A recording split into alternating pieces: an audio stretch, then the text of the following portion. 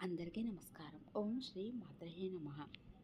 పరమాచార్య స్వామివారు అప్పుడు మహారాష్ట్రలో మాకం చేస్తున్న కాలం. ఒక జమీందార్ గారు సంపన్నుడైన భూస్వామి స్వామివారికి సౌకర్యవంతమైన విడిది కోసం వారి అవసరాలన్నీ జాగ్రత్తగా చూసుకునేవాడు. ఆయన దగ్గర పనిచేసే ఒక సేవకుని ఏ ఏర్పాట్లలో ఏమీ లోపం రాకుండా స్వామివారి నిత్య అవసరాలు చూసుకోవడానికి ఉంచాడు. ఆ యువకుని పేరు పవార్. ఆ యువకుడు స్వామివారు అక్కడున్న రోజులన్నీ స్వామివారికి అనన్యమైన సేవ చేశాడు. పరమాచార్య స్వామివారు ఆ యువకుడికి భక్తికి మెచ్చి ఎంతో ప్రీతి చెందారు.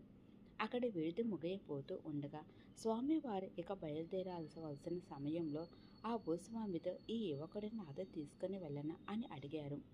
ఆ భూస్వామి చాలా సంతోషించాడు. అతని ఆనందానికి అవధులు లేవు. అతని దగ్గర పనిచేసే సేవకుడు మహాస్వామి వారి వద్ద సేవకుడు ఉండబోతున్నాడు. పరమాచార్య స్వామి వారిని సేవించబోతున్నాడు.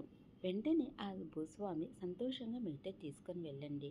అతని కుటుంబాన్ని నేను చూసుకుంటాను. వారి అవసరాలన్నీ నేను తీరుస్తాను. కాబట్టి అతను తన కుటుంబం గురించి దిగులు పడాల్సిన అవసరం లేదు అని అన్నాడు. ఆనాటి నుండి ఆ ఉత్తర భారత యువకుడు శ్రీమఠంలో ఒక సభ్యుడయ్యాడు.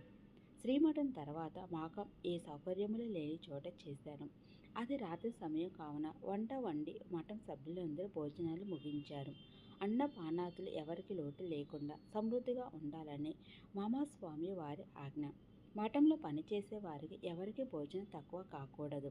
అందరూ భోజనాలు ముగించిన తర్వాత పరమాచార్య స్వామివారు వచ్చి ఒక్కొక్కరి భోజనం ముగించారా అని విచారిస్తున్నారు. అందరూ తిన్నామని చెప్పారు. చివరగా వారు బయటకు వచ్చి చూస్తే తలుపు దగ్గర పవార్ కాపలా ఉన్నాడు. అతనికి తమిళం రానందున ఏమైనా తిన్నావా అని స్వామివారు సైగలతో అడిగారు. కానీ అతను దీనంగా లేదు అన్నట్టుగా తల అడ్డంగా తిప్పాడు. మహాస్వామి వారు వెంటనే మఠం మేనేజర్ని పిలిచి, ఈ యువకుడు మనల్ని నమ్మి ఇక్కడికి వచ్చాడు.